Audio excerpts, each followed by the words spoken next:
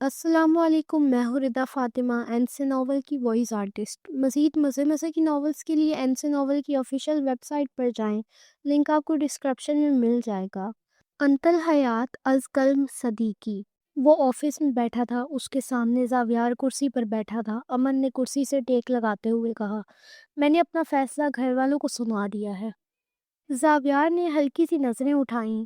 फिर अमन के होंठों पर मद्धम सी मुस्कुराहट आ गई। आज दादी जाएंगी हयात के घर। जावियार ने एक लम्हे को तौकीफ किया, फिर बेइख्तियार बोला, ये तो अच्छी बात है। अमन ने फौरन बात का रुख मोड़ दिया, अब तुम अपने बारे में सोचो। जावियार ने तंजिया मुस्कुराहट के साथ कहा, खुद तो कुएं में कूद रहे हो और चाहते हो कि मैं भी डुबकी लगा दूं। अमन ने बेनियाजी से कहा, हाँ। जावियार कुर्सी से सीधा हो बैठा, नहीं भाई नहीं। सबको पता है शादी बर्बादी है, मगर फिर भी लोग बर्बादी को खुशी खुशी गले लगा लेते हैं। लेकिन मैं उन लोगों में से नहीं हूँ। मुझे मेरी आज़ादी बहुत अजीज है। मैं बहुत खुश हूँ। अमन ने संजीदगी से कहा, मैं शादी कर रहा हूँ ना, तो अब तुम्हें भी करनी पड़ेगी। अजीब। खुद बर्बादी को खुशी से गले लगाओ, मुझसे नहीं कहो। भाई मुझे माफ करो। वो दोनों हाथ जोड़ते हुए खड़ा हुआ। मैं चला। ये कहकर वो ऑफिस से बाहर निकल गया और अमन इसे जाते हुए देखता रह गया। शाम के ठीक 5 बजे हयात बिल्कुल वक्त पर तैयार हो चुकी थी।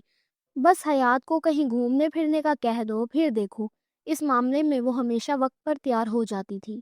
जैनब बेगम भी तैयार हो चुकी थी, दिल में एक। इतने में नदीम साहब घर में दाखिल हुए। चलें? जैनब बेगम ने फौरन पूछा। नदीम साहब ने इर्द गिर्द नजर दौड़ाई। हयात कहाँ है? कमरे में। तैयार हो गई वो? जैनब बेगम के चेहरे पर मुस्कुराहट आ गई। हाँ, वो तो 4 बजे से ही तैयार होना शुरू हो गई थी। बहुत प्यारी लग रही है। शलवार कमीज इस पर वाकई बहुत सूट करता है। नदीम साहब ने सर हिलाया। अच्छा। जैनब बेगम ने हिचकिचाते हुए सवाल किया, लेकिन हम बाहर इस वक्त जा कहाँ रहे हैं? नदीम साहब एक लम्हे को रुके, फिर आहिस्ता से बोले, हम कहीं नहीं जा रहे। जैनब बेगम चौंकी। तो फिर? नदीम साहब ने गहरी सांस ली। हमारे घर मेहमान आ रहे हैं। कौन से मेहमान? अमन की फैमिली आ रही है, अमन के लिए हयात का रिश्ता मांगने। अमन को हयात पसंद आ गई है। ये सुनते ही जैनब बेगम की खुशी का कोई ठिकाना न रहा। आंखों में चमक आ गई, जैसे दिल का एक बोझ हल्का हो गया हो। सच?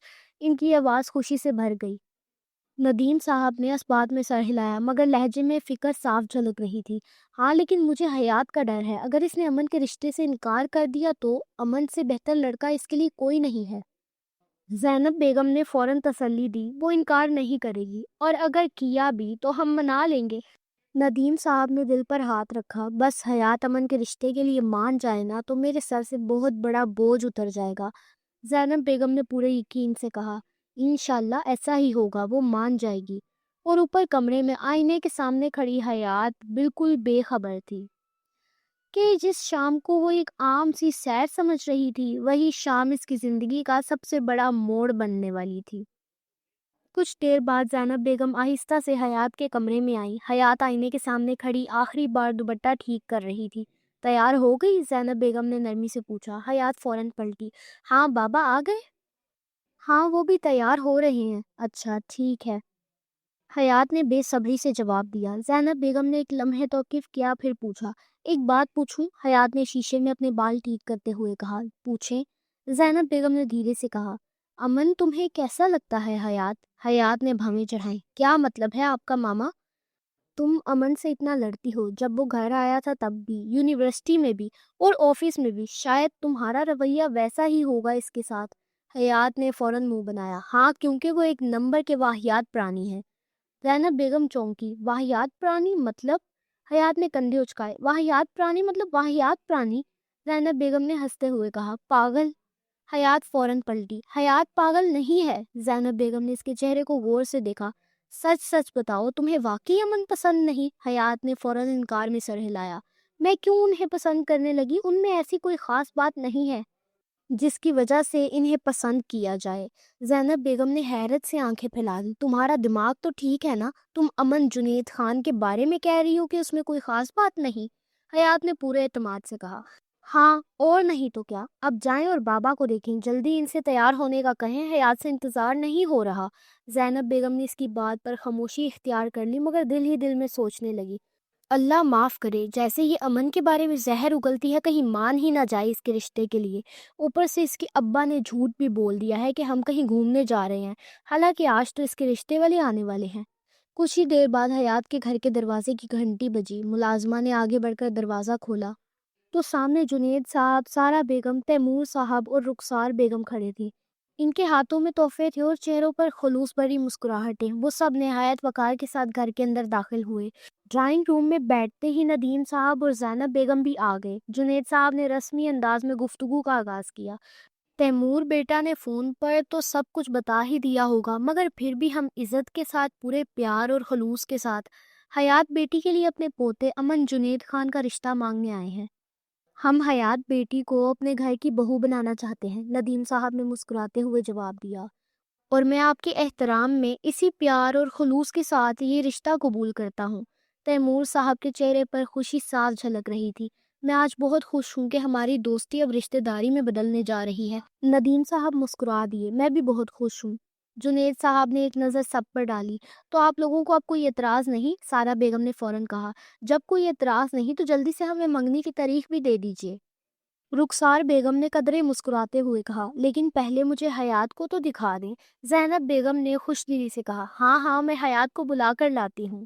یہ کہہ کر وہ ڈرائنگ روم سے نکلی اور حیات کے کمرے کی طرف بڑھ گئی۔ کمرے میں داخل ہوتے ہی حیات نے خوشی سے پوچھا، چلیں؟ زینب بیگم نے آہستہ سے کہا، ابھی نہیں جا سکتے۔ حیات چونک گئی، کیوں؟ گھر میں مہمان آ گئے ہیں۔ کون مہمان؟ حیات نے حیرانی سے پوچھا۔ زینب بیگم نے مسکرا کر کہا، چلو نیچے خود ہی دیکھ لو۔ حیات نے بیزاری سے منہ بنایا۔ ارے یار، جب ہمیں کہیں جانا ہوتا ہے نا، تبھی مہمان گھر میں ٹپک پڑتے ہیں۔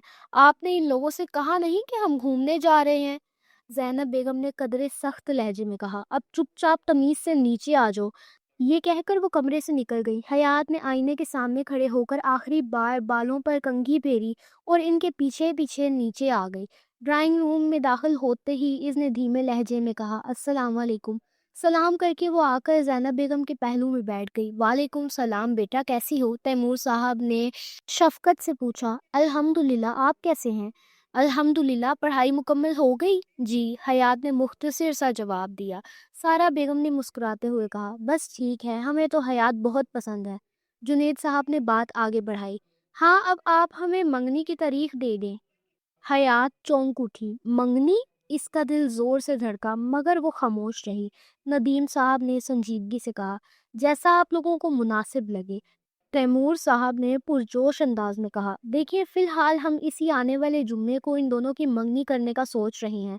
آپ جانتے ہیں ہمارا خاندان کتنا بڑا ہے، اوپر سے یہ ہمارے گھر کی پہلی شادی ہے، تو سب ہی دلہن کو دیکھنا چاہتے ہیں، اسی لیے ہم چاہتے ہیں کہ ایک چھوٹی سی منگنی کی تقریب ہو جائے، جس میں سب لوگ حیات سے مل لیں اور حیات بھی ہمارے خاندان والوں کو جان لے۔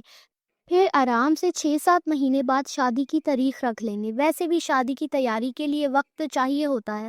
ندیم صاحب نے اس بات میں سر ہلایا، ہاں آپ ٹھیک کہہ رہے ہیں، یہی بہتر رہے گا۔ جنید صاحب نے مسکراتے ہوئے کہا، تو پھر آنے والے جمعہ کی منگنی کی تاریخ پکی سمجھے؟ زینب بیگم نے ہلکی سی ہچکچاہٹ سے کہا، آنے والا جمعہ کچھ زیادہ جلدی نہیں ہے؟ سارا بیگم نے فوراً جواب دیا، کیوں؟ ابھی پورا ہفتہ ہے، 6 دن ہے، آرام سے تیاری ہو جائے گی۔ ندیم صاحب نے فیصلہ کن انداز میں کہا، ہاں ٹھیک ہے، ہم تیاری کر لیں گے، کوئی مسئلہ نہیں۔ تیمور صاحب خوشی سے بولے، بس پھر اب گلے ملو اب۔ وہ خوشی سے کھڑے ہوئے۔ ندیم صاحب بھی خوش دلی سے آگے بڑھے۔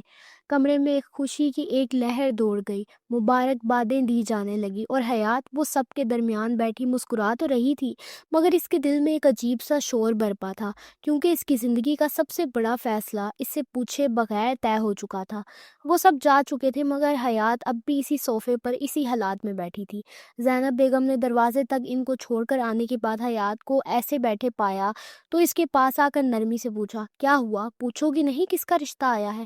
ندیم صاحب بھی اس کے برابر آ کر بیٹھ گئے، اس کا ہاتھ اپنے ہاتھ میں لیا اور نرمی سے بولے، بیٹا امن بہت اچھا لڑکا ہے۔ حیات نے کوئی جواب نہیں دیا، نظریں اب بھی خالی خلا میں جمی تھی۔ زینب بیگم نے فکر مندی سے کہا، کیا ہوا ہے بیٹا، کچھ تو بولو۔ ندیم صاحب کی آواز میں تھکن اور محبت دونوں شامل تھے۔ میں تمہاری مرضی کے خلاف نہیں ہوں بیٹا، مگر میں چاہتا ہوں کہ میرے بعد تمہارا خیال رکھنے والا کوئی ہو۔ میں ساری زندگی تمہارے ساتھ تو نہیں رہوں گا نا؟ حیات چونکی۔ بابا مجھے ابھی شادی نہیں کرنی، مجھے ابھی آپ کا آفس سنبھالنا ہے۔ ندیم صاحب مسکرا دیے۔ میرے بعد میرا آفس تمہارا ہی ہے حیات، سنبھالتی رہنا۔ اور آفس تو تم شادی کے بعد بھی سنبھال سکتی ہو نا؟ لیکن بابا، زینب بیگم نے بات کاٹ دی۔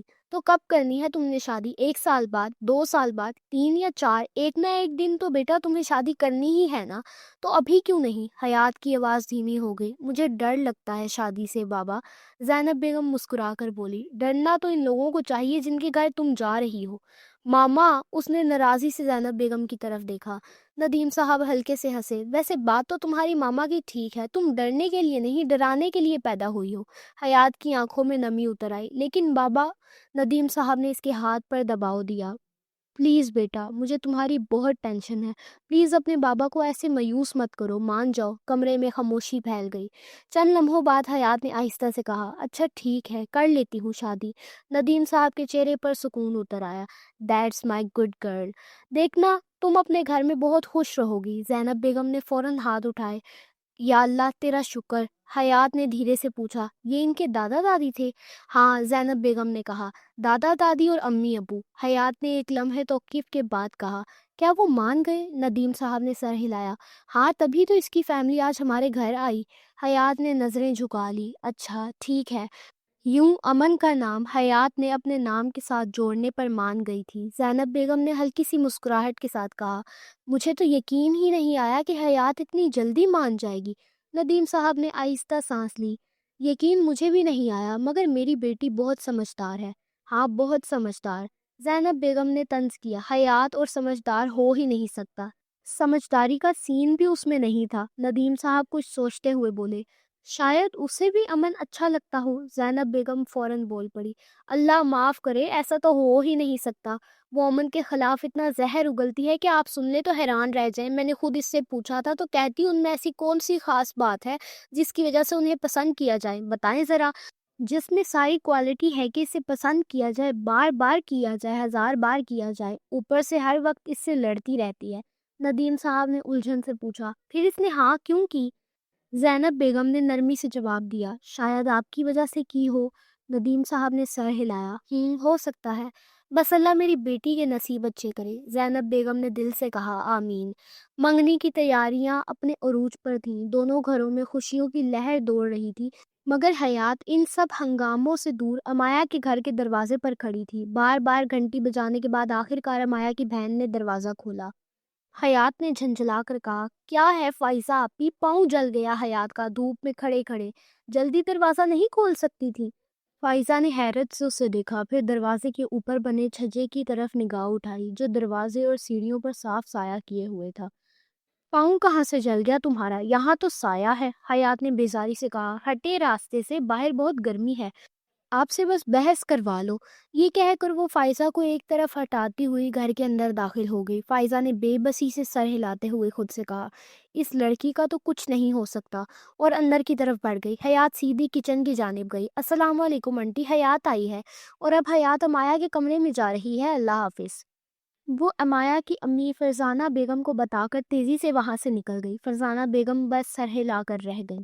حیات مایا کے کمرے میں داخل ہوئی۔ دروازہ کھلتے ہی اپنی منگنی کا کارڈ اس کی طرف اچھال کر بولی، یہ لے بکھاری، میری منگنی میں آ جانا ورنہ کہے گی بریانی مس ہو گئی۔ یہ کہہ کر وہ بستر پر ڈھیر ہو گئی۔ امایا پہلے ہی بستر پر بیٹھی تھی، اس نے فوراً موبائل ایک طرف پھینکا، کارڈ اٹھایا اور اچھل کر چیخی، تو شادی کر رہی ہے؟ حیات نے ناک چڑھائی، جاہل، صحیح سے پڑھ، شادی نہیں منگنی، ایک ہی بات ہے، منگنی ہو گئی تو شادی بھی ہو ہی جائے گی۔ امایا نے فوراً کہا، اب آنٹی سے اجازت لی اور میرے ساتھ چل، گھر میں بہت کام ہے۔ حیات بولی۔ امایا نے کارڈ میں دھولے کا نام پڑھا تو اس کے چہرے پر ہلکی سی مایوسی آ گئی۔ امن جنید خان، وہی جو تمہارے باس ہیں؟ حیات نے فخر سے کہا، ہاں، ان کا دل پھسل گیا ہے میرے اوپر، حیات ہے ہی اتنی حسین کہ سب کا دل آ جاتا ہے۔ امایا نے ہلکی سی مسکراہٹ کے ساتھ کہا، مبارک ہو۔